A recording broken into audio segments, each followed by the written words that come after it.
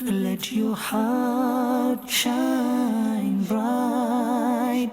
Let us take you to what is right.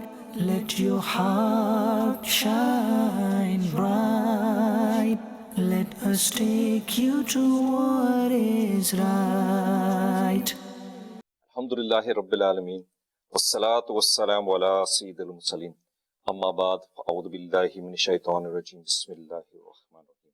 As-salatu wassalamu alayka ya Rasulallah. Salatu wassalamu alayki ya Rasulallah. Wa ala alika wa ashabika ya Habiballah. Wa ala alika wa ashabika ya Habiballah. As-salatu wassalamu alayka ya Nabiyallah. As-salatu wassalamu alayka ya Nabiyallah. Wa ala alika wa ashabika ya Nurallah. Wa ala alika wa ashabika ya Nurallah. Viewers of Madani Channel, welcome to Tonight with Madani Channel. Before we begin the topic that we're going to discuss today, we're going to give you a blessing of reciting Durood Pak upon the Prophet of Allah sallallahu ta'ala alayhi wa sallam. The Prophet of Allah sallallahu ta'ala alayhi wa sallam is reported to have said that on the day of judgment there will be no shade except for three types of people. Number one will be he who removes a worry from a fellow ummati. Number two will be he who revives the Sunnah of the Prophet of Allah sallallahu ta'ala alayhi wa sallam. And number three is he who spends his time in reciting Durood Pak upon the Prophet of Allah sallallahu ta'ala alayhi wa sallam. Sallu ala al-Habib sallallahu ta'ala ala.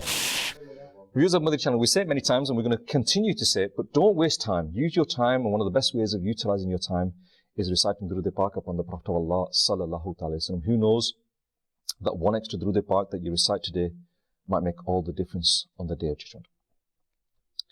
Viewers of Madani Channel, I was born in this country. I was brought up in this country. And I remember a time where the only addiction that we had was cricket. We used to play cricket, and we used to play cricket until either one of three things would happen. One, we can't see the ball because it got dark. Two, we'd hit the ball over a wall and we couldn't retrieve the ball. Or thirdly, we'd hit the ball onto a road and it hit an oncoming car and we'd all run away out of fear that maybe the driver was going to get out and chase us. But I also remember a time later on then that what happened was the computer games started to come. The home consoles started to come into our houses. And we used to come home from school and maybe play on the home consoles for a while. And that would be it. And then we'd get back to our playing our cricket or riding our bikes or doing our homework. And that was probably the last thing that we did. Then we had the introduction of mobile phones. And I can remember having my first mobile phone in 1996, believe it or not. I remember at the time I was given a Talk 15 plan. And on this Talk 15 plan, I only had 15 minutes talk time every month. I didn't have any text messages, and I never used them 15 minutes. And then gradually we got the introduction then of the internet. And with the internet at the time, we had it where you'd had the dial-up and everything, and it was slow, and you used it for specific reasons. You used it for sending emails, and you used it for doing some research for whatever work you are doing. But in the last 10 years, we've seen a technology explosion. And as a result of that technology explosion, we're now in a time where, I remember Rukn Shura Ibrahim Bapu saying to me that there was a time where we used to think of an idea. He was responsible for IT at that time. We used to think of an idea, and at that time, we used to think of the idea and we think, well, you know, it's okay, but the technology is not there for us to do it. Nowadays, technology has advanced to such a state that you come up with an idea and technology is already there for you. So with the advancements of technologies, we're generating now a new generation of people, and it's not just kids. And this new generation of people, they are becoming addicted to this technology. They're becoming addicted to what we now call smartphones. They're becoming addicted to what we now see as the internet. And the internet has progressed towards places where it never was like that before. Our mobile phones are never like what they used to be. Our mobile phones were basically, that's what they were. They were a mobile phone, and we used to use it for talking. But now that same mobile phone can be utilized for internet, for social media, for all sorts of things. And we end up, we're creating a generation now of people where rather than being, going out and getting fresh air and sports or whatever it was, our youngsters are now youngsters, not only our youngsters. You know, when I say I was addicted to cricket, it was probably from the age of 12 and 14. Now we're creating a generation of people from the age of 6 to 60 who are addicted to their smartphones. They're addicted to getting onto the internet as much as possible. And I think if they had a Tasbih counter to count how many times they could get onto the internet, it would be amazing to see at the end of the day how many times they've connected to the internet to check messages, to check things. But we want to discuss the internet today. We want to discuss smartphones today and the usage, the positive uses and the negative uses. You know, with everything that is, you know, we've heard Nigrani Shura and we've heard even Bapa say that like certain things are like knives. And a knife can be used for good things and for bad things. A knife can be used to cut an apple, but a knife could also be used to slit your own throats and kill yourself. So there's good and bad in everything. And I'm not going to say that smartphones are bad. I'm not going to say that the internet is bad. But here today, inshallah, with us in the studio, alhamdulillah, we have Haroon Bhai who's been here every week, alhamdulillah. We also have Wasim Bhai with us today. We just want to highlight some of the problems that we have, some of the fears that we have, some of the fears that we want to let our viewers know about so that they become aware of this and then they are aware of the facts and then they can act according to that. Ji Haroon Bhai, with regards to the topic today. One of the fundamental things about this topic is that we all live in a kind of a bubble and in a almost a mythical world when it comes to this, because we don't accept readily that this device that we have in our hands or the internet generally has taken over our lives. And then those who do look at it and think, yes, this is, they pretend, and I'm not going to pull my punches, they pretend that it's crucial to their existence. They cannot function in this society without the internet or a mobile phone, and so it's part and parcel of life. But has it not become part of our life, that it has been crucial? It has become crucial. You know, there was a time where, I mean, we look at the GPS devices, there was a time where I managed without them, now I can't manage without them. Khalabi, you gave a beautiful example when we started that, you know, you used to play cricket. And I didn't need the internet then. At the time, when you were there and you were playing, we used to play all day, right? At the time, you thought, there's no better way to spend my time. What else would I do? I am just playing cricket. And what happens is it takes over the mind. Let's have a reality check about this. Do we actually need this internet? And what do we actually use it for? For example, let's say that we didn't have it for a day. So it's not there. Okay. What would happen? Well, let me tell you what would happen. You'd probably talk to more people. You'd probably go out and appreciate the gardens. You'd probably appreciate the weather. You'd probably find out what's really happening in the world, what's happening in your household and everything else. Let me tell you the other kind of fallacy in this. You know, when you speak to brothers and you say, you know, did you get to the mosque this week? No time. Did you recite the Quran this week? No time. Some brothers who don't live with their parents, did you go to see your dad, your mother?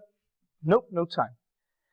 On our phones, for example, there is an app, and I know some of the Androids have this, and we see what you can do is you can actually go in and find out where you've spent your time.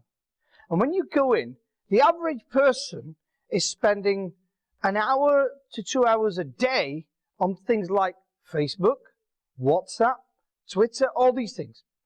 Now, let's say an hour a day, 7 hours there, then people are watching television, and again, that's now internet. The terrestrial TV has disappeared. So you've got TV on demand, which is controlled by internet, and say they're spending an hour there. 14, 20 hours a week on these things. You ask the same person, did you have time to go speak to your elderly father? And he said, no, I didn't have time. 20 hours to waste browsing pages, but no. You ask the same person, have you had 5 minutes? I'm not talking about an hour, I'm saying 5 minutes to read the glorious Quran. And they said, no, I don't have time. And they tell you in a convincing way, they say, I haven't got time. And they genuinely haven't got time. Why? Because 90% of their spare time is wasted on these mobile devices. Well, why have we got this addiction? I mean, okay, I disagree with you in one point, that there is good in it. We do utilize it for positive reasons. So I'm not going to say that, I'm not here to say that, you know, throw away your smartphones, disconnect your internet, get rid of Wi-Fi. I'm not going to say that. But no, what I'm saying, I agree. Yeah, I agree. But okay, so why? Why has that become our priority? Why has that become our focus? Why are we spending so much time on that when, you know, all right, I used to love playing cricket when I was that age. I'm not fit enough to play cricket now, but I used to love going out and doing these sort of things. Why are we not doing it now? You see, ultimately, Khalid, it comes down to having a balance. As with most things, there's got to be a healthy balance. If we were to take the example of our relationship with food, when the balance is incorrect, it means that we're eating far too much and not exercising enough. But when the balance is right, we're eating just the right amount and we're having enough exercise, it's a healthy lifestyle. The same way with technology as well. No doubt there are benefits. You know, to name a few, if your family members are in another country of the world, you know, gone are the days when you would have to go and buy a phone card and go to somebody's house and, you know, dial up and make the phone call. You know, you can have a video call and it's literally crystal clear, and you can have a fantastic conversation with them. You know, there are people who've done complete Dars Nizami through the internet. There are people who are learning. I mean, we have our mashwaras with, you know, our nigrans and all of these kind of things, which have been made possible by the internet. So no doubt there are advantages. But at the same time, I think as sensible human beings, as responsible people, we need to understand the risks that come with it as well. And I think this is what kind of Harun Bhai was alluding to when he said that sometimes I think we perhaps get into this false sense of security that it's become a be-all and end-all of our existence, which it isn't. And I just wanted to highlight some of the concerns, some of the reasons why we need to be very, very careful. You know, if you are finding yourself that you're having to check your phone every time when you get a spare moment, you know, if you're engaged in something busy for half an hour and you feel this urge that I've got to go back and check my phone, then that relationship there is an imbalance. The technology is controlling you more than you're controlling the technology. Can you resist picking up that mobile phone? And I'll give you a scenario. I'm going on before you start, I'm going on the flip side where people say, well, I need to be in touch with people. It's part of my job. It's part of my business. I need to know what's going on all the time. And so that's why I'm checking my phone all the time. If it is because, you know, you're in touch with a family member and you need to keep checking the phone, okay, fair enough. If it is just for business, fair enough. But more often than not, it's not. And I'll give you an example. There's been lots of research done about this. I mean, social media is one of the uses of technology. And, you know, this phenomenon that those of us who've had social media now or we've had it in the past, when you post something on social media, now there's something created by, it's on every social media platform, which is the like button.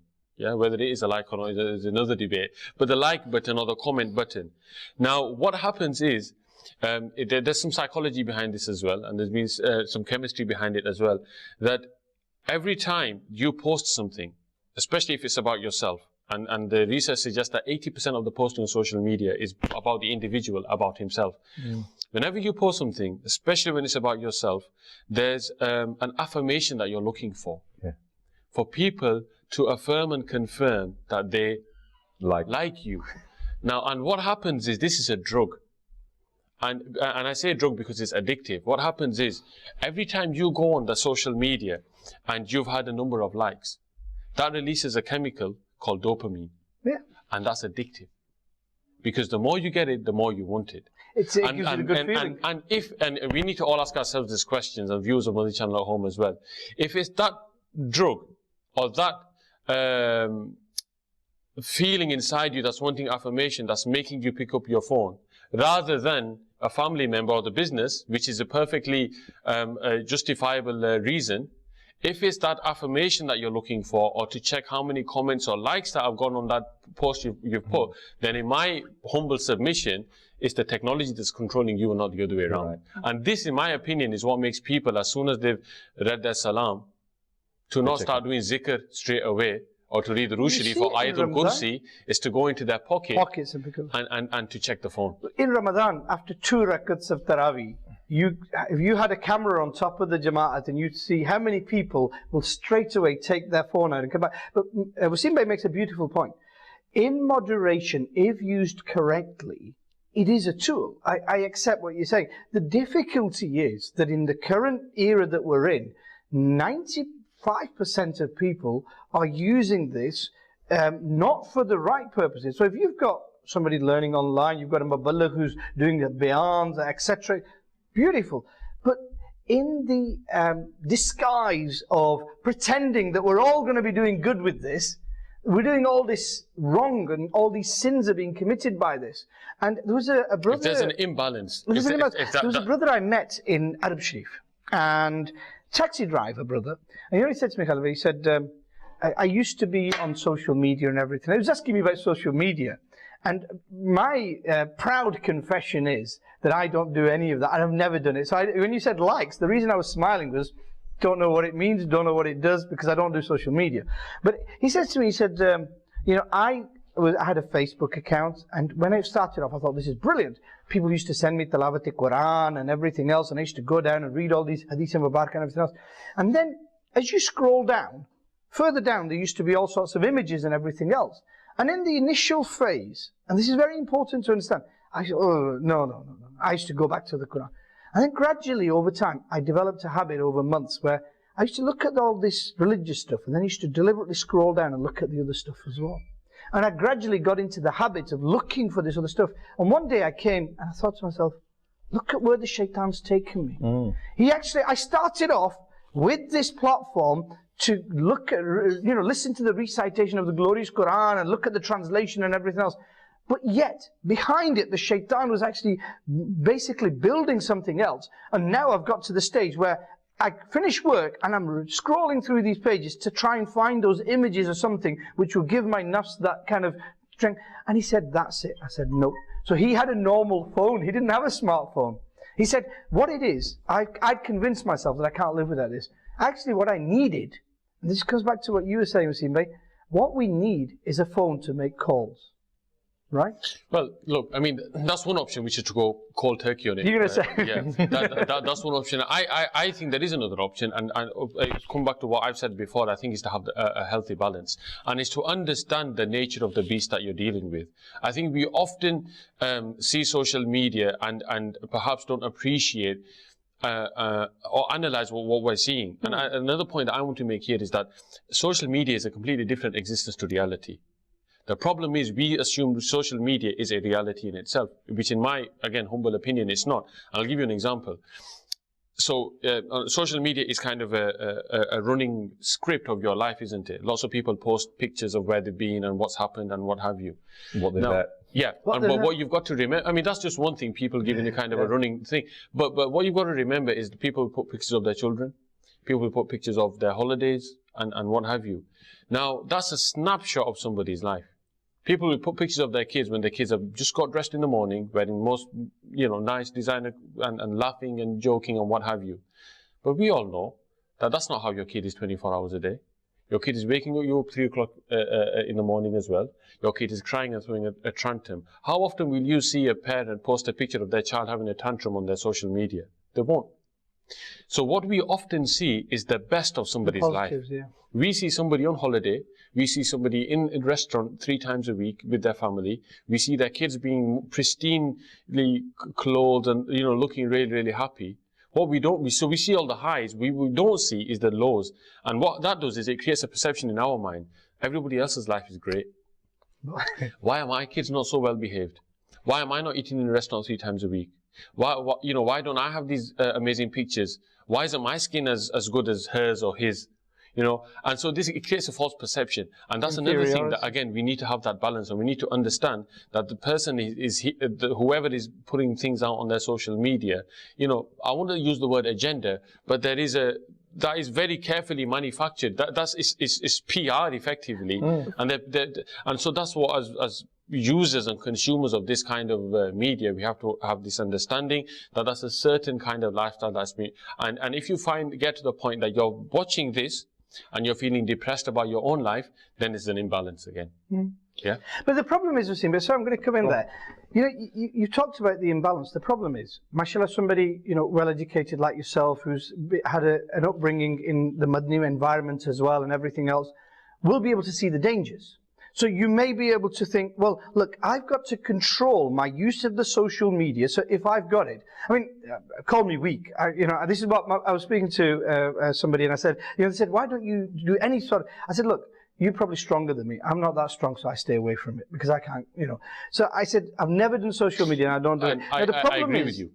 I agree with you. It's very easy to say control it, but it's hard. I mean, I go through phases where I just delete it from my phone altogether because you end up there. What happens is you'll think to yourself, okay, well, I'm going to only go on it every so often. But you find yourself, even on a day when you're so busy and you've got a massive to-do list, you find sometimes yourself, you make time to just check the latest updates on there. Yeah. I've seen people, their parents have just passed away. And there's just something innate about this, Khalid Bhai, that you find that everything else is going wrong, but this is one thing that's consistent in your life, which is you'll check the latest updates. So I think that will always be there. But for some people, I think it's become such a big part of their life. To ask them to expect them to delete or go cold turkey, I think is too much. Well, no, I'm not advocating for that. The problem is, though, to highlight the danger of it. You see, if somebody like Khalid Bhai or yourself, who can kind of analyze it, think about it and think, these are the dangers of this, so I need to avoid it. Fine, you know, somebody who can do that. But the majority of the people out there don't have that capacity. Their life is now evolving around this. So the constant pictures. And I was shocked because I've never done it. And when somebody came to me and said, look, you know, somebody, we know what he's had for breakfast. We know where he's gone. There was one brother, he travelled from here, and at Manchester Airport, he said, travelling to Islamabad. Got there, landed in Islamabad, got out of the airport saying, just coming out, collected my bags, just coming out. Came out and he said, right, we're going for roti in Flower restaurant. They went and parked outside, and they parked their car with all the saman and everything in it. And they were sat in the hotel in the top with the window overseeing the road, and people came and took the car. And they couldn't do anything. Right? And one of the questions that he said, Wallahu wa Rasuluhu alam, exactly. But one of the questions was, you've actually put your exact timeline on there. And we know this was in a town not far from here, where the police said, what had happened is that a family had gone out to a wedding, and as soon as they left, people broke into the house, and before they got back, these guys, it's as if they knew they'd gone. And what had happened is the family, as soon as they left, they said, right, we're on our way. Facebook, we're on our way to, you know. And then as they left there, they said, oh, beautiful wedding, on the way home. And these guys knew. So wow. They picked it up, and they timed the burglary exactly to time. So they left before they got there. And these are the dangers that people don't appreciate. And this is just the tip of the iceberg. I mean, how many relationships are, how many, you know, we were mentioning earlier, the other dangers of this evil are so horrific. Well, another one, I mean, just relate to what you're saying there. I mean, a couple of episodes ago, you guys were talking about, you know, what our elders used to say. You know, our elders used to say, you know, if you have some good news or something, you know, don't go around telling everybody. Yeah? You get nazar, or don't tell everybody, you know, you don't want people to think you're showing off. Well, I think those days are long gone when you don't need to tell anybody. You've told everybody. The first thing will happen is you'll put a picture of it on your social media, and that's another thing as well. You know, everybody who's seeing this, are they genuinely happy for you? Are they going to be happy? Do they need to know? Just a couple of things to pick up on what you've both said just now. That one example there of the robbery, I remember reading some cases of where, you know, first day at school, and they take a picture of the kid going first day at school, taken to school, and because it's the first day at school, that was an ideal day for these people to come and kidnap them children. And there's been so many cases where people put in first day at school and they put it on there. And so again, like you said, this personal information that we put out there can have loads of consequences, not just from your financial consequences, but all sorts of other consequences that, you know, I'm at home, everybody's gone, and there's just a female at home, or kid dropping off at school, or all sorts of things. And I think we mentioned earlier on those, a new terminology that's happened in the UK. What is it? We thought about it. What was it? Revenge porn, where people are, you know, taking pictures of each other whilst they are together, and it's happening here at a limited amount. And I think Wasim Bhai was saying earlier on that in Pakistan and places like that, it's happening a lot more where people are being blackmailed, emotionally blackmailed on social media, or convinced to a certain extent where pictures are being taken, and then afterwards, then pictures are being emotionally blackmailed. So again, there's this, you know, it is a whole scenario of things that could happen. And one thing that you did mention earlier on, though, I want to pick up on is, you mentioned that, and I can't remember the chemical, that chemical reaction that you have where you have the lights. Okay, that's one side of it. But then I was thinking as you were saying that, what about the flip side of it, that, oh, I put a video on and I've got, you know, 500 likes. I've got a video and I've got 500. Now I put a video and I've only got 20 likes. Now I've got it. It's the negative side of it as well. So that will also have a negative effect on the person, that he's looking for that affirmation, but then what happens when he doesn't get it? See, this is the thing with any drug. It's when you've got the high, it's fine. It's when you come to the low, and that's what happens with these kind of scenarios. And even if a person was to maintain 500 likes is one thing, but what happens is with most drugs is you always want a bit more. You want the next kick. So when you start out, you're getting 50 likes, and that's, wow, okay, I'm doing well here. But after a bit, 50 likes won't quite do it. You need something else. I need to do something different. Yeah, you need engagement, and you need people to comment upon you, and you need people to stop you in the streets saying, yeah, I saw that thing on Facebook. Need something more unique. Yeah, and it grows and it grows. Is this just your friend's circle, though? So if you put something on, your friend's circle would see it and then say like or not like. Nobody can see it generally. No, I mean, it depends on what kind of platform. What kind of social media platform it is. On your privacy settings. I mean, there's another thing as well. I mean, because we're highlighting some of the risks and concerns.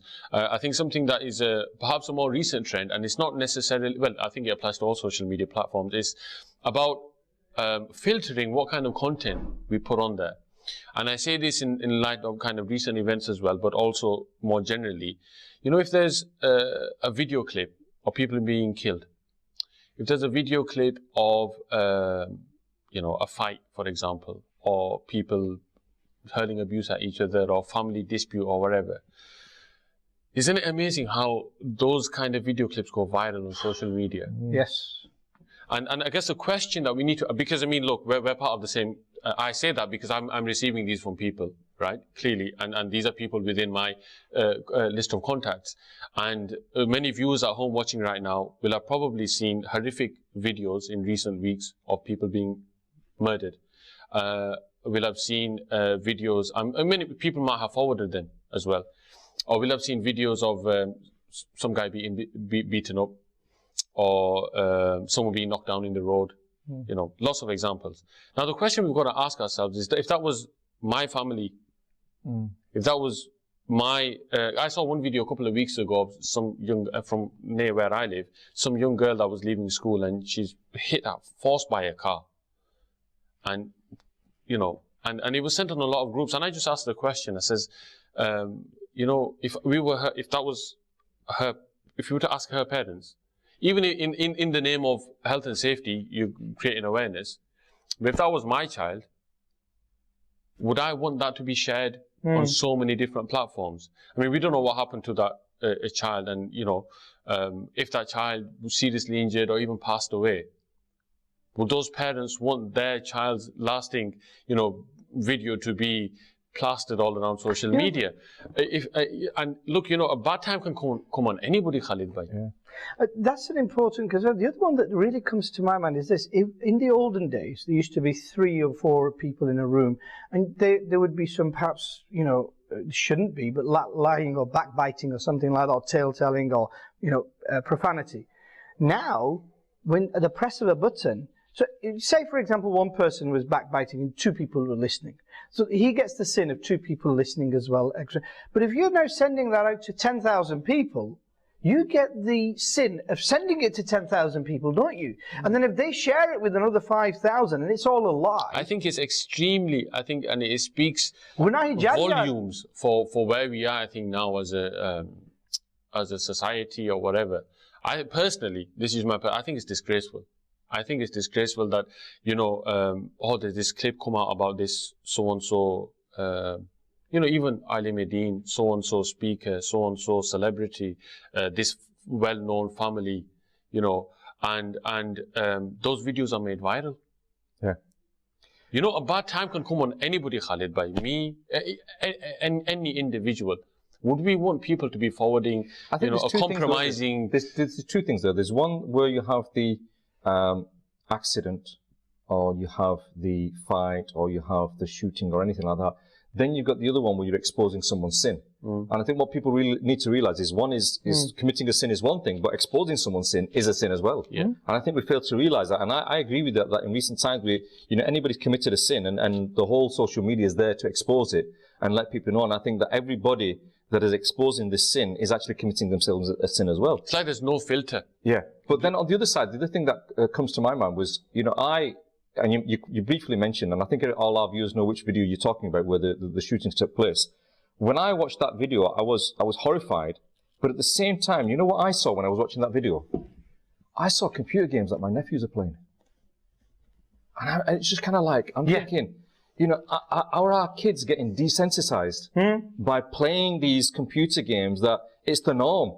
You know, it's the norm to knock people down. It's the norm to shoot people. It's the norm, and it's just, you know, to stab people. It actually looked like a computer game, you know, and my mind was trying to filter it out that, no, this is not real. This is a computer game. This is not, but it was real. But then, are we not desensitizing ourselves? And so, our kids that are playing these games on the internet, the games where you are going around and the aim is to kill people and to shoot people and to knock people down and to maim people, and that is the success of the game. That's where you get the golden point, so to speak. Are we not creating a nation of people that is desensitized? It's a very interesting thing you say, because linking to our topic basically, the youngsters these days don't think carrying a knife or stabbing somebody is a big deal, and is one of the reasons that in most of these games, knife is a secondary weapon, which is only there as a last resort. As a backup. As a backup. For all the other weapons. And so after all the other weapons. So it's not that really big of a weapon, and that's why they belittle it, And are we creating a society where, we're encouraging this? And, kids are spending 6 hours a day fighting with a knife on, obviously, what now is virtually reality, isn't it? Yeah. You look at the games in our time. That's what I'm saying. The technology is there where it is virtual and it looks so real. It looks so real. But on the other point you mentioned there as well, I think there's a wider point. If it's not just related to technology, but something that our religion, the religion of Islam, places a great emphasis on, and that's hiding other people's faults. Yes. We should always think to ourselves that no one's perfect. I have many faults. Even your own fault, you see. Committing a sin is one thing, but telling people about your sin isn't a sin in itself. And that's telling my own sin, but exposing your sin. Yeah, absolutely. And I think there's something inherently very, very distasteful about that. Exposing the word expose itself. But again, it's become that's become a drug as well. Where people we've become. But isn't it sad how we've got to this stage? We've become people now where we go out and we look for dirt on people. Yeah. Yeah. We're looking for it. We're searching for it. And some people send me these things, and I'm thinking, how did you find this? Exactly. Yeah, precisely. How long have you spent looking for this? Yeah. But I think what we must realize as a community, and for viewers of Madani Channel at home as well, that look, Allah Ta'ala has hidden my sins. Allah Ta'ala has put parda over my sins. If I am part of we're part of the change in the sense that we've received this video about somebody, and there's two options we've got. We've got a choice to make. Either we tell somebody else or forward it on a group or show it to somebody, or that's option one. Option two is delete the damn thing and tell the person who sent you it, please don't send me anything like this in the future. And it's only when we start doing that, this is a start, creating awareness. I mentioned this in my bayan sometimes as well. People are often forwarding videos of people's sisters and mothers and, whatever the situation. But again, you mentioned at the beginning that likes. People get a kick out of it. People get a kick out of being able to, I find this video first, yeah? And so I've sent it, and now I see it going everywhere. I see it going to Haroon Bhai sent it to Wasim Bhai sent it back to me, but I was the source of it. And they get a kick out of this. That I was the source of all this, I don't know what's the word, virality? You guys are both you've kind of looked into this, obviously, and you've used it, and mashallah, in a controlled way. Do these people not have a life? Because their life seems to evolve around, what other people think of what they're doing and what other people are doing. So I assume from what I hear and, that everything they do, they stick on social media. So I've gone to the shops today, I've gone shopping. I've had a glass of water with bubbles in it. That's on social media. That's on social media, yeah. So they'll stick everything. And then they will then read, I assume, what Wasim Bhai is doing, what Khalid Bhai is doing. So is that the extent of their life? No. And to say that was it, I think would perhaps belittle the issue. These are people with jobs. But again, it does lessen the social skills that they feel that this is the form of interaction. They haven't got that, going out, meeting people, talking to people. They spend more time. Yeah, you'll see that way. Yeah, if you were to take like a snapshot of a train journey from 20 years ago, a lot of people would either be reading a book or talking to each other. Yeah. Whereas now, if you were to take a snapshot, they're all on there. And you, take a snapshot of like an airport, people waiting to board their plane, of any. Take a snapshot of a family. Yeah. Sat at and I'll tell you what, it's for a lot of people, and maybe we're part of this sometimes as well, it's quite comforting sometimes.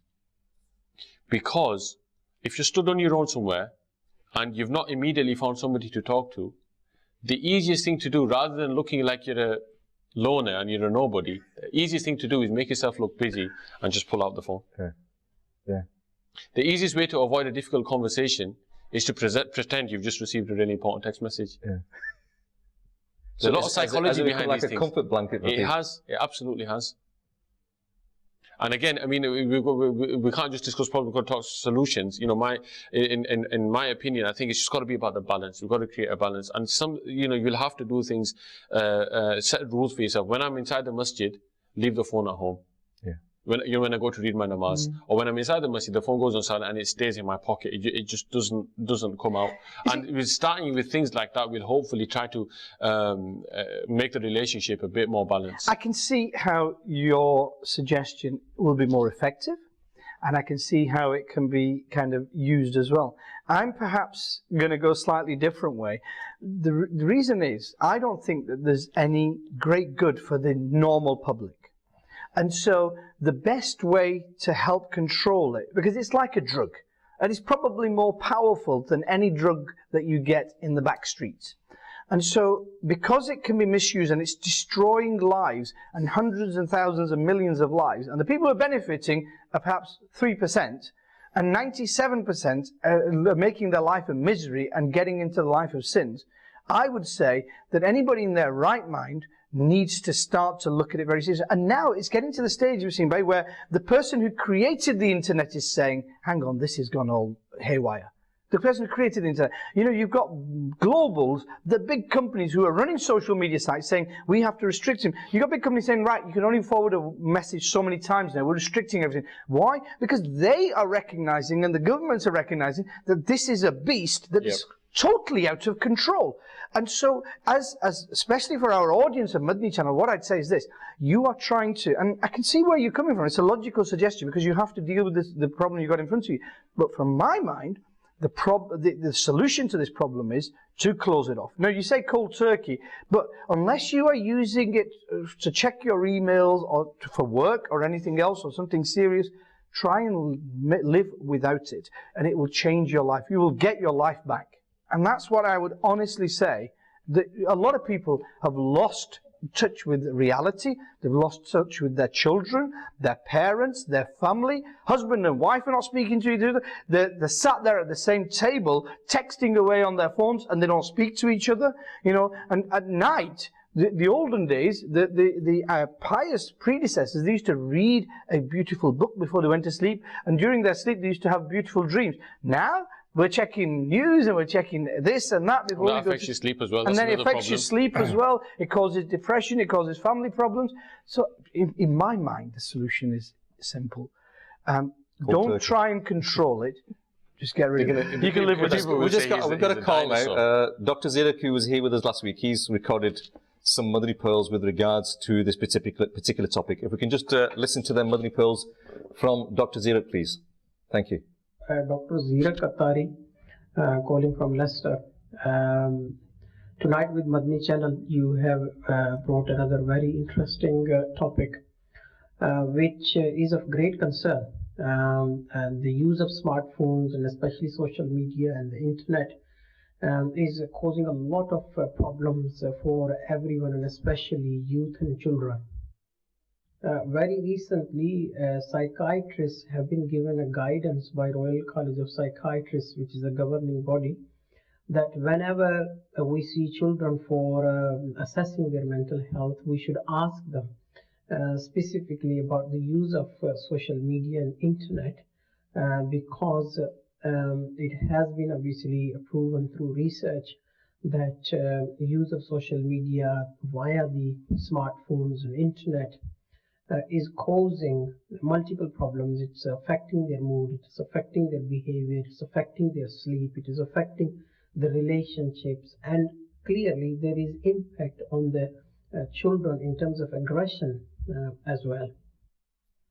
And the government here in UK is going to publish some guidelines where they are actually going to make it mandatory to actually observe these companies, internet companies that put content on social media, or they allow other people to put content on social media, to actually introduce restrictions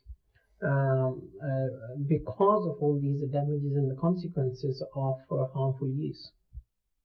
There is a long list of mental health problems that can be the result of the content that is accessed by the children and adults alike, and very commonly the images of the news that you read via easy access to the internet via smartphones. It can lead to anxiety and depression and panic attacks and so forth. So overall, my request to all viewers of Madani channels, those who use smartphones, social media, and especially the parents, is that they must supervise their children and they must restrict the time that they spend. And most commonly, parents allow their children to use these more smartphones because they don't want them to cause any trouble. But all I'm saying is that you are actually leading to bigger troubles in the future for these children and yourself as well. Jazakallah, Dr. Saab. I think there's some interesting points that Dr. Saab makes there because, like Wasim Bhai said, controlling the adults on how they use it is always difficult. But with the children, when it comes to things like gaming, I mean, I'm not in favour of children being on social media sites where they share things and all that, because of all the issues with bullying and grooming and all that. And those are all real issues where, children are being led astray by, people who are a lot older, pretending to be children and all that. And you've Just on that, I remember reading by that, whenever you log onto the internet, at any time, 24 hours a day, there are 500,000 sexual predators logged on at any one time. And why would anybody in their right mind expose their children to that? And the problem is what Dr. Saab said at the end there. What happens is this. The child's at home, he's running up and down the stairs, he's doing everything else, 8, 9, 10-year-old, and he says, can I have the phone? And you give him the phone, he's got the internet, it's all open, and he'll sit there for 3, 4 hours, not say a word. Babysitter. And that's it. I have found the solution to all my problems. The solution to my problems is that when he's not behaving, give him the phone, and he'll be quiet for the next 4 hours, and I can get on with my work. What you don't realize is that that phone is destroying him. Not only is it physically destroying him because it causes mental difficulties and, like Dr. Saab said, all sorts of issues, eye strain, etc. But more importantly, you are indoctrinating into this young child's brain that the answer and life evolves around this device. Now, this is the danger, Khalid Bhai. This is what parents don't understand. And, I would appeal to Madani Channel viewers and say this. When the child is 4, 5, 6, 7, 8, 9, you pretend that you're going to give them the phone, but they're only going to play games. That's the justification, don't they use? Yeah. They say he's playing a game, he's not on the internet. The problem is, that child is now getting used to using the phone for 2, 3, 4 hours a day. Okay, at the moment, that child is playing games. And let's accept they're innocent, completely normal games, say spending a long time. When that child gets to 12, 13, 14, 15, 16, the danger is having spent 4, 5, 6 years of 2, 3 hours on the phone, when he gets to that age, he's not going to be gaming. That phone has become part and parcel of his thinking, his life and everything else, and that's where the social media kicks in, and then the whole internet opens up for him, and he thinks, oh, this is a whole new world. And by the time he gets to 16, Khalid Bhai, he's already destroyed himself with all the filth that's out there, with all the dangers that are out there, with all the nasty things you can buy, and everything else. And he's indoctrinated his mind. Now, Imam Ghazali Rahmatullah Alayhi says that this was a child who was like a blank sheet of paper. You could write anything you wanted. And what you've done is handed that child over to the forces on the internet. Viewers of Madani Channel, you're watching Tonight with Madani Channel. Let your heart shine bright. Let us take you to what is right. Show us the proverb of the week, please. What does it say? Bitter pills may have blessed effects. Look, the topic we were discussing was social media and its use, and mashallah, Wasim Bhai, gave some very beautiful Madani pearls, and his solution was to control more. My solution, especially where youngsters are concerned, is more to abstain from it. Now, bitter pills may have blessed effects. It's not easy to take a phone off a youngster and say you cannot use the internet. What they might say, especially the 10, 11-year-olds, is, are you serious? And they'll kick up a fuss. And that is, it's difficult. They may say things, and it's difficult to kind of deal with that, but the effects of that will be amazing as that child grows up. Basically, as they say, it's like short-term pain, long-term gain. Long-term gain. And I think that particular proverb, as you say, with regards to this, it's a matter of controlling our children of what usage they have. And so many times I see that, like you say earlier on, that it's become a babysitting device. It's become a way of just people being quiet in the house. And someone said that if you know, people have got big houses nowadays and the kids are all in the separate bedrooms. If you want to get them all together, you know, call for them, they won't come. If you want to get them all together, switch the Wi-Fi off and they'll be all in the room straight away. All in the room. They'll all come down straight away. So that has become so central to our life. But like the proverb says, bitter pills may have blessed effects, that they do. And it's the same, and you can apply that to many, many aspects of our life. Be it the child that at a young age, you force the child to get out of bed for Fajr, the child doesn't like it, the child complains. Be it that child that you say to that child that you need to fast during this one. So you're training that child at a young age. It's hard at that time. You feel as if you're being hard on that child at that time. You feel as if you're being tough on that child at that time. But that bitter pill that you're giving to that child at this time in their life, where they need that training, later on, inshallah, it will have blessed effects, and inshallah, that child will become a pious child. There's a deeper kind of meaning that's come to mind in relation to our topic today.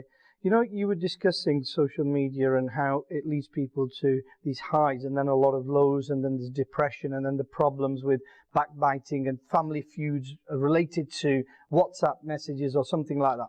Well, just look at the last year or so and look at all the problems that these social media sites have created in your life. And look at the highs. And you wrote them down. I am pretty sure that the highs would be very few. But the problem is, the lows that you say, the problems that you say, people don't see them as problems. People don't see them as lows. That's the problem, is they don't see it as a problem. They just see it as a high. They don't see all them problems. They don't see the problems. I'm sure they must have had occasions where this has backfired, or they're looking for the likes and everybody said, I dislike you, or whatever, however it works. Yeah, but you know, like it was seen by mentioned earlier on, that people are looking for the likes, yeah? If people were honest with themselves, if the viewers of Madani Channel right now were honest with themselves, they are looking for their likes. But if you ask every one of them, are you looking for the likes? Are you looking for how many likes you've got? Are you looking for how many views you've got? Nah, we're not bothered. You just want to let our family know what we're doing. We just want to let our... They're not looking for the likes. They'll say that. But deep down there is that. So nobody again admits, oh, there wasn't enough likes, there wasn't people looking at it, there wasn't this. They won't admit to that because they'll say, well, that's not my intention. What I was going to say though is this. All the troubles that social media has caused you, it's not an easy thing to say, but if you turned it off, try a week without it. Yeah, but what trouble? Again, you see, a lot of people, I'm playing the devil's advocate here, Umar, with you, is a lot of people don't see the problems. They don't see what the problems are. I mean, we're running out of time really on this topic, but it's something like you said at the beginning. And when you said at the beginning, I thought, you know what, he's right. This is not a 1 hour topic. This is not a 1.5 hour topic. This is a week topic. Because people don't see the problems. And I've got lists here of all the problems, cyberbullying, posture where people, holding the phone in that position for 2 hours and afterwards the hands get stiff and all sorts of problems. There's so many physical problems. Driving while texting, accidents that are happening, all sorts of problems that we're seeing. We're seeing of bullying, we're seeing of revenge porn, we're seeing of all sorts of problems that we're seeing, bribing people, and then people, regretting things that they put on there later on because at that time they felt differently and later on they're regretting what they said, regretting what they did, regretting what they showed. All these things are happening and we've not even touched on them. But deep down, the majority of people don't realize that they're making these mistakes. But isn't it like, don't you judge the danger and then look at the solution? So if the danger was small, say for example, the danger was static shock, yeah? You'd take some precaution, but if you get static shock, it doesn't matter, does it? What if the danger was electrocution and death by electrocution? You'd take further precautions. Now this social media, because it's so dangerous. But is it? I would say it is. It's you say destroying it is. life. You say it is, but well, let's get the viewers of Madani Channel to see it as a danger. They see it as you see what they'll say is, and this is the case with everything. Majority of people nowadays say, yes, I agree with you, Harun, yes, it is a danger. Yes, it is a danger. And you can talk about social media.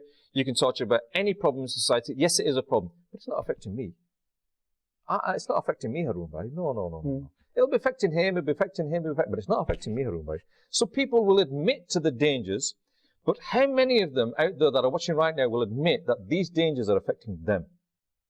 That is the problem.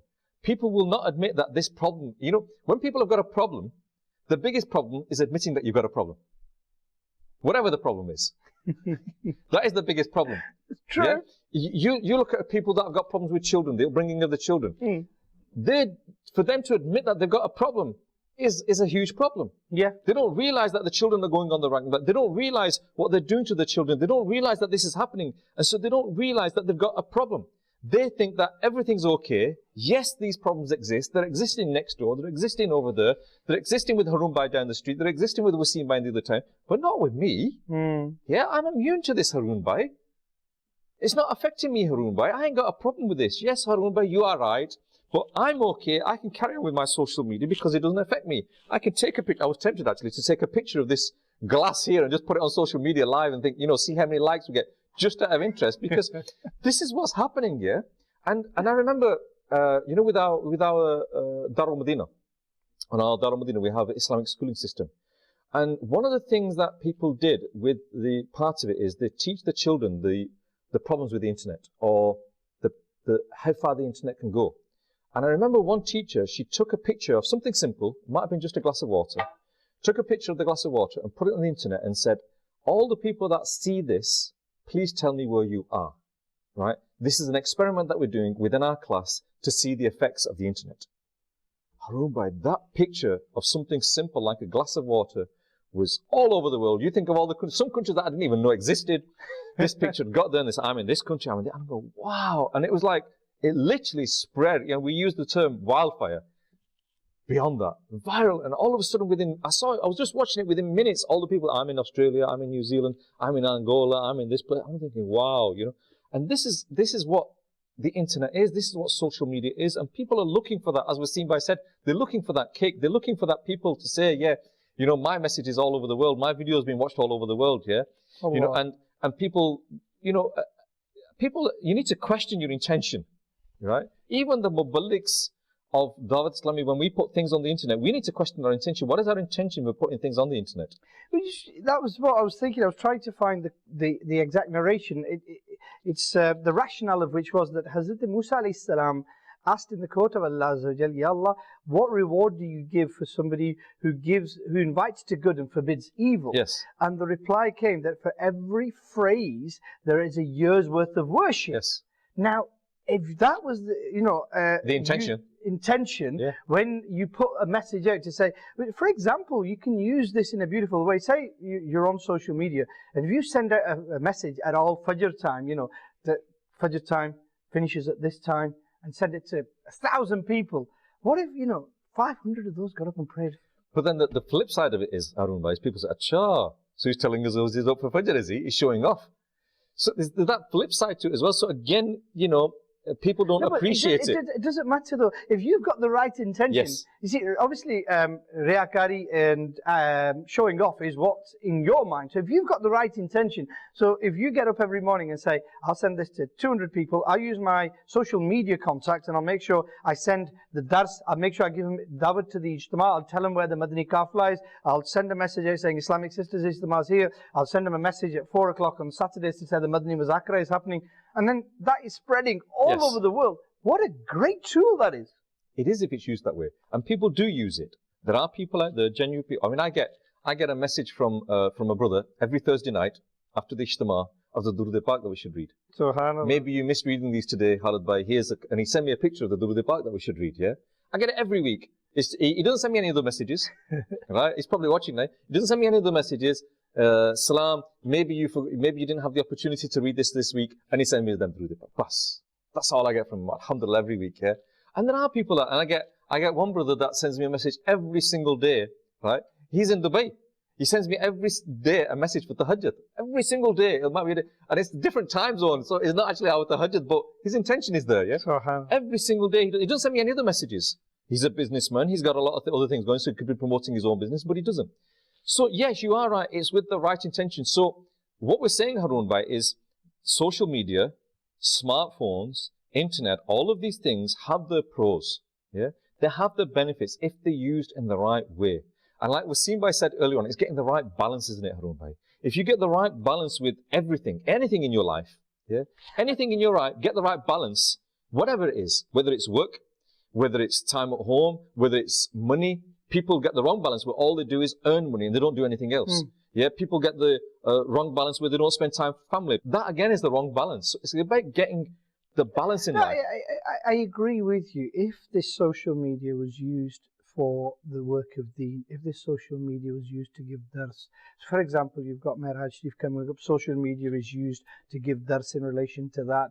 If you use your phone, for example, the example Wasim I gave, when you've got a moment, you're reading a risala that you can download from dawatislami.net for free, and you've got all these risail there, which most of us have got on our phones. So you've got 10 minutes, okay, I'll read something, I'll learn a sunnah, I'll read a hadith mubarakah, online courses. Dawat Islami provides all these online courses that you can do in your time, wherever you want. 10 o'clock at night, 2 o'clock in the morning, you give it the time, Dawat Islami will provide the course for you. And you've got a list of courses to choose from. That's using it correctly. Islamic sisters can now sit in the comfort of their own homes and do whatever courses they like online with Islamic sisters providing them. Yeah. And so, with all of this, you can use it in such a positive way. You can change. I mean, we were talking about children. I know brothers who actually have got their children online reading, the Quran and Hadith and Dars online. And every day they have these classes in their homes with a teacher, with all their children sat about. How brilliant is that? And you're using the same device. I think what it is Harun Bhai, and I think really, to sum it up really is, and just before we finish, you mentioned the online courses, and to our viewers on Madani Channel, www.dawatislami.net, on the Dawat Islami provides these online courses. There's approximately 32 or 33, I believe, online courses that you can enroll on, and you can enroll on them, and you can say, I want a time at 10 o'clock in the morning, 4 o'clock in the morning, 10 o'clock at night, whatever. So wherever you are in the world, there's an opportunity there to enroll on these courses. But it's about getting the right balance of everything. Right? It's about getting right balance of everything, utilizing for what it should be utilized, and hopefully then you'll see the benefit of it. You mentioned earlier on about the fact that yes, it's using it for the right reasons, but also technology is there to use it for, for contacting family. I think what the crux of it is, the crux of it comes back to, I remember one brother, he gives somebody else a piece of chewing gum. You'll know this brother. He gave somebody else a piece of chewing gum, and then this piece of chewing gum was also offered to him as well. And he said, what is the benefit in me eating this chewing gum? And I went, what are you on about? He said, there's no benefit in me eating it. Why should I eat it?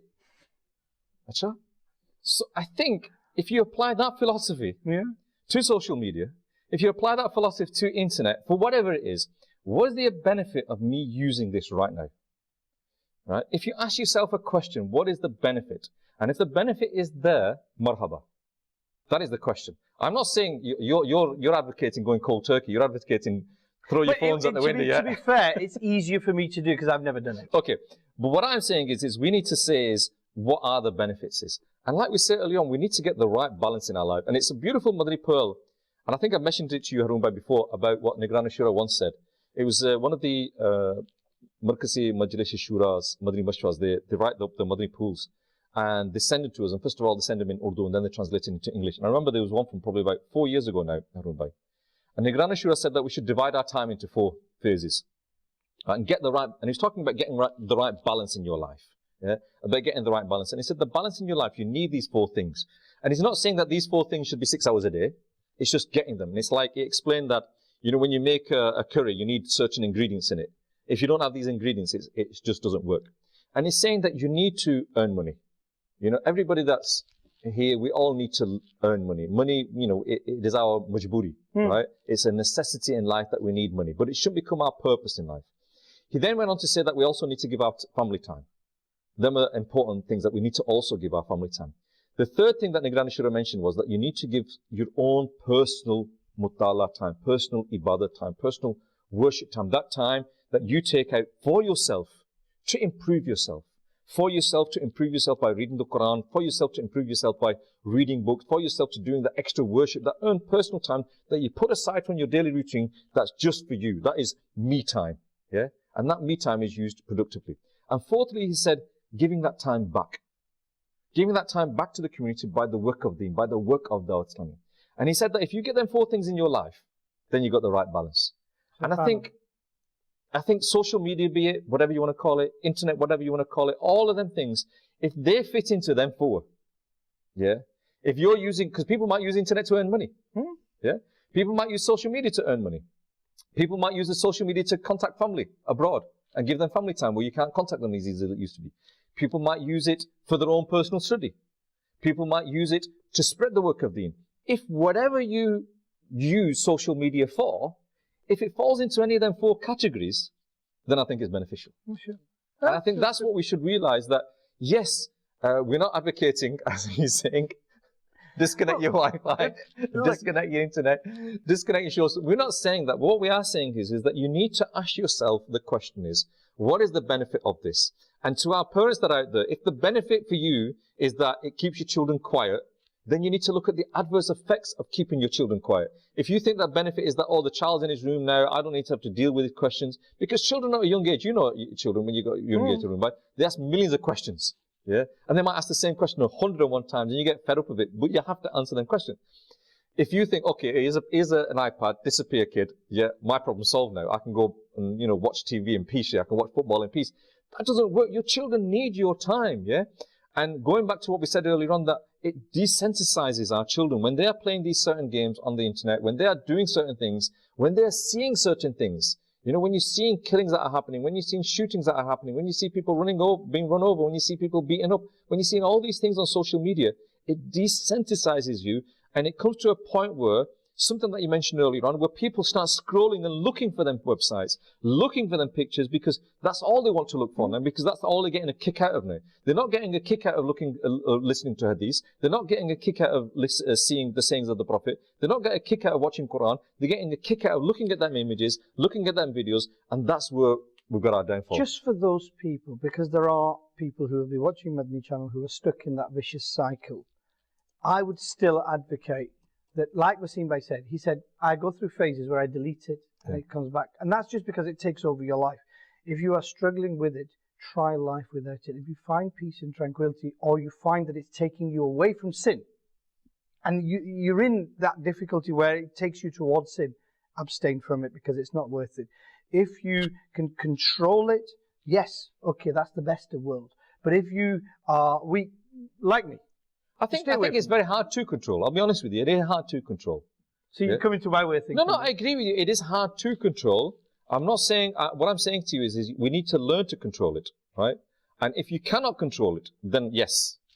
Because ultimately, if it's leading to sin, then what is the benefit? Like I said, if there's a benefit in it, in any of the 4 things that I mentioned, if you can get any of them out of it, then marhaba. Let me finish off with something a brother said to me once. And it's not just one person, a few people have said this to me.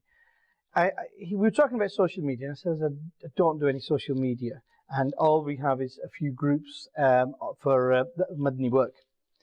And he said, you must have a very peaceful life. Honestly, that's what he said to me. He said, you have none of these headaches that we get every single day of the week. This message has come on, flat person has said that, he's doing that, he's driving a nice car, that plays in your mind, that plays, he's done this, he's bought that, he's in Dubai, he's there. And he goes, all that, it's too much information. It crowds your head. And he goes, you're unaware of everything because you don't do social media. So your life must be peaceful. And that was his words. MashaAllah.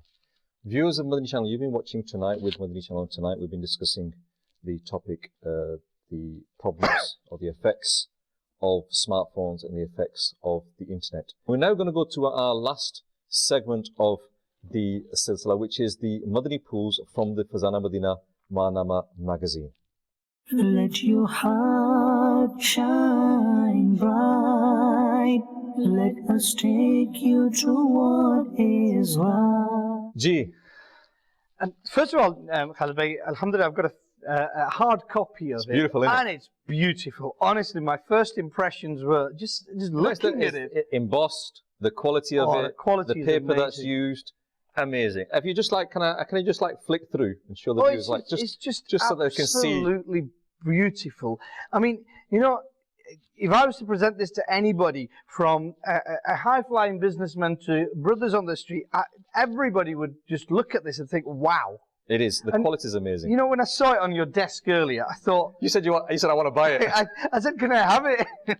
I said, no, you can't have it. You said, I'll buy it. I said, no. You said, no. I offered to buy it, but you didn't give it to me. But honestly, it's such a beautiful and quality product. Before you begin with the Madani pearls from that particular Fazana Madina Manama magazine, this, to all our UK viewers here, is available where you can actually get it delivered to your door. And the English version is £60, the Urdu version is £40. And that's for a full 12-month subscription delivered to your door, and you can subscribe to this. And I advise everybody, one of the beautiful things about this particular Manama magazine, in fact all of them, is that you can just pick it up for 2 minutes. Yeah, pick it up for 2 minutes and read something. You don't have to be there for the full 30 minutes or an hour or anything like that. You can pick it up for 5 minutes, 10 minutes, 15 minutes, 20 minutes. I'm going to have to pull Harun Bhai away from it now, please. It's beautiful. I mean, just looking at that content Yes, page, I can see that, yes. I mean, there's 40 small topics with little articles on each one.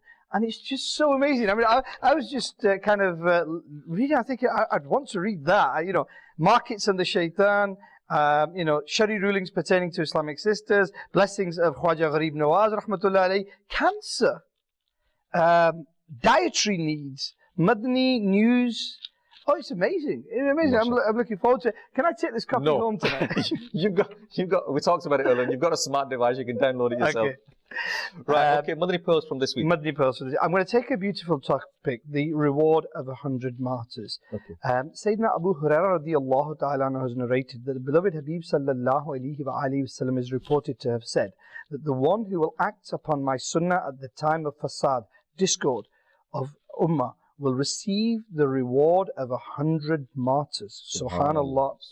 And it goes on to say that in relation to this blessed hadith, it is stated that the one who will act upon the sunnah at the time of fasad, i.e. at the time when the ummah will be lost in bid'ah, ignorance, and fiscal fujur, as in sins, will dominate, and we will receive the reward of 100 martyrs. So, you know, like we were discussing earlier, social media, in that sort of era where there's all these distractions, but how blessed is that person who uses this opportunity to learn the sunnahs of Rasulullah sallallahu alaihi wasallam and to spread them. And to revive them sunnahs. To revive them sunnahs, subhanAllah.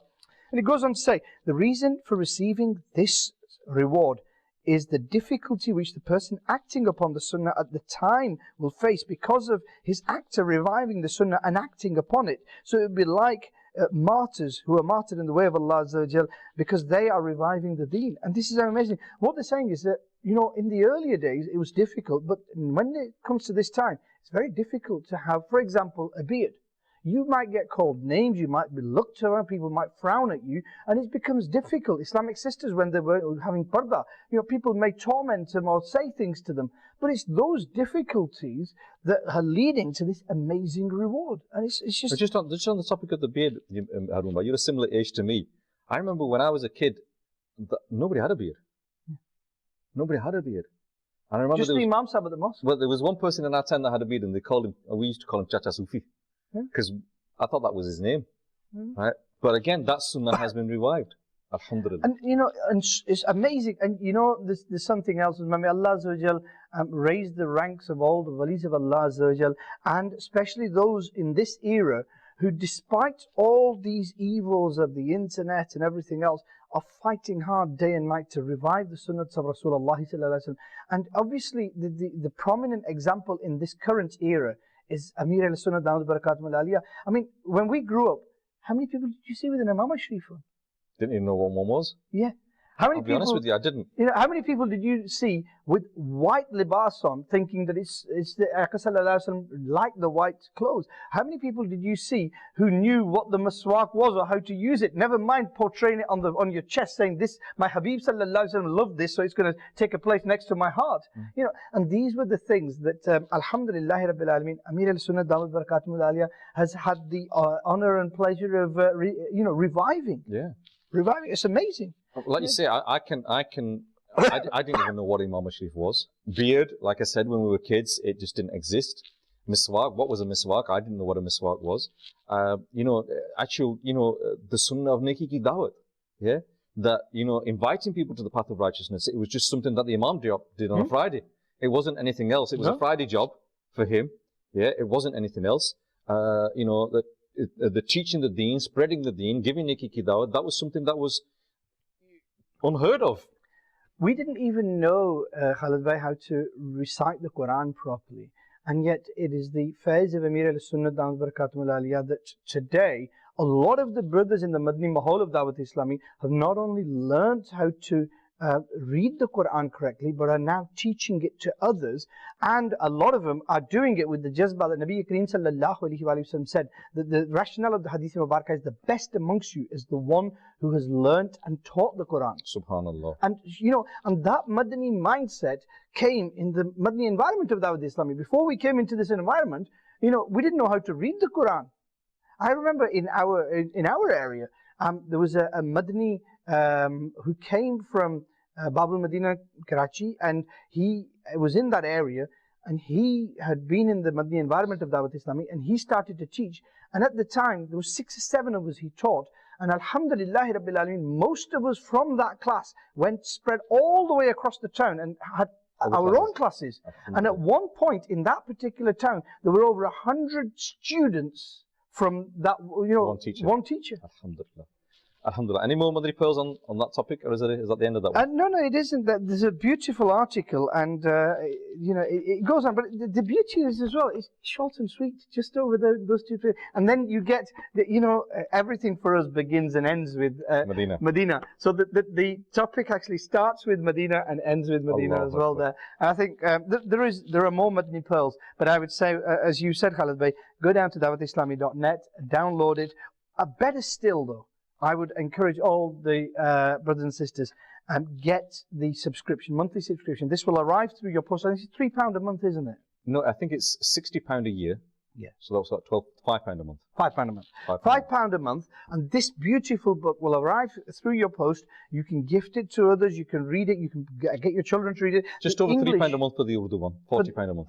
Yeah, the Urdu one. Yes, that's where I've got that from. Okay. But the English. The beauty of this was, the first time I read it, I thought, this English is really, really good. Really good. And the quality is amazing. And the quality is amazing. But no, a lot of the time you get the quality of the actual booklet being good, but the actual content is beautiful, though. The content itself is so readable, so interesting as well. You also had a Madani pearl for us with regards to some sort of health benefits. Yes, there was a very interesting article at the back, which foods that strengthen bones. Okay, mashallah. Right at the back. So it gives you a good flavour of it's not just all kind of religious things as well, but some practical advice as well.